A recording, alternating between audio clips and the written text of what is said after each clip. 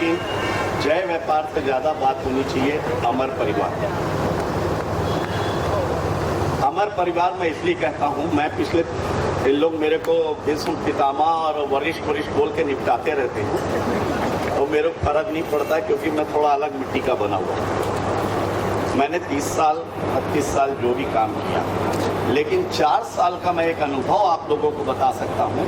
जैसे आज हम बैठे हैं चाय पे चर्चा, चाय बहुत जगह नहीं पहुँची, हालांकि चाय पे चर्चा के लिए बैठे हैं, लेकिन इन 4 सालों में हमारे जितने साथी यहाँ बैठे हैं वो दिल पर हाथ रख के बोले कि अमर परवानी का जब भी स्टेटमेंट आया, जब भी कदम उठे या कहीं पे भी कोई बात हुई तो उसने आय पे चर्चा की कि हमारे व्यापारियों की आय कैसे बढ़े। ये हमारी उपलब्धि रही। हम उस बात को टालते नहीं रहे कि हमें क्या करना चाहिए, ठीक है मैं देख लूंगा, हाँ तू आना तेरा काम हो जाएगा, भैया गाड़ी पकड़ा गई मैं साहब को बोल देता हूँ। ऐसा कभी भी नहीं हुआ।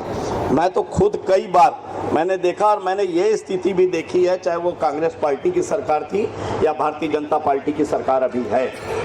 अमर परवानी गया है तो उसके सामने तुरंत निराकरण किया गया है।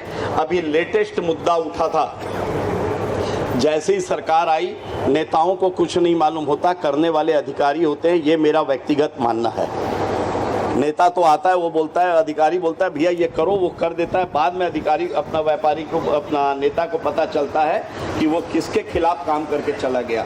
अभी आ गया था कि ई-वे बिल आपका तुरंत लगेगा, चाहे वो जिले के अंदर है। जिले के अंदर का मतलब होता है कि ये कैट में मेरा ऑफिस है और मैं यहाँ बाहर तक भी जाऊँगा तो मेरे को ई-वे बिल देना पड़ेगा। और जब कांग्रेस की सरकार थी उस समय अमर भाई के कहने से तय हुआ था कि जिला छोड़ के ये ई-वे बिल लगना चाहिए। उस विषय पे चर्चा हुई, हम गए इनके मंत्री जी के पास, उनको समझाया गया तत्काल।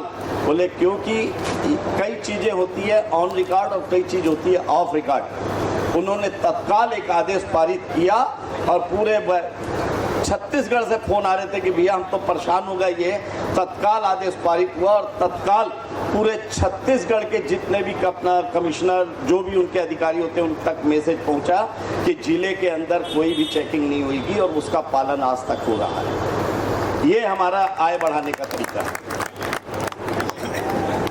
देखिए बोलने के लिए मैं बहुत कुछ बोल सकता हूँ और बहुत सी बातें चल रही हैं। हमारे मनमोहन भाई बोल के गए और भी कई लोग पूछे। अमर भाई के लिए इतना कहना चाहता हूँ, कुछ लोग जो चाहते हैं कि तू यहाँ मत पूछ कि मेरा नाम कहाँ तक के है, तू यहाँ ना पूछ कि मेरा नाम कहाँ तक के है, तू तो बदनाम कर, तेरी औकात जहाँ तक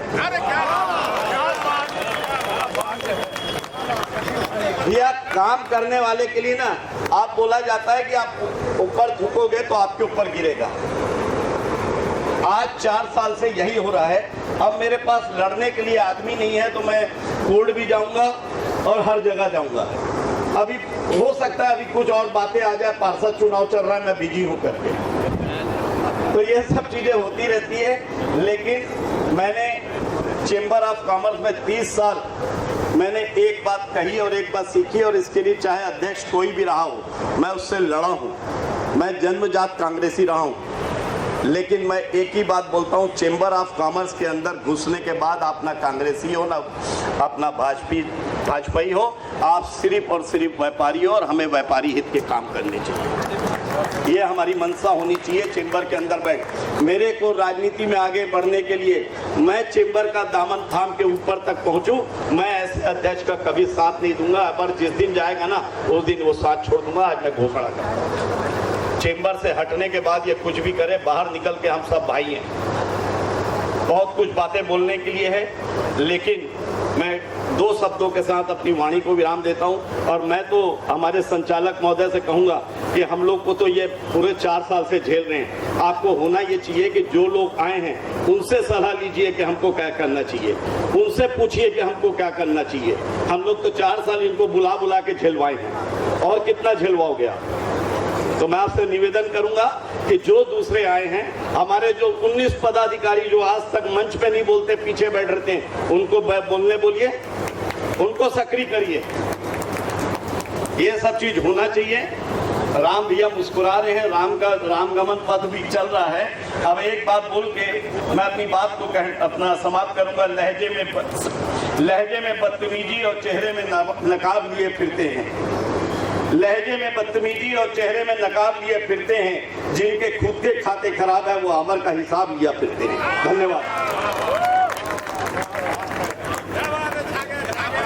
हिला दिया भाई।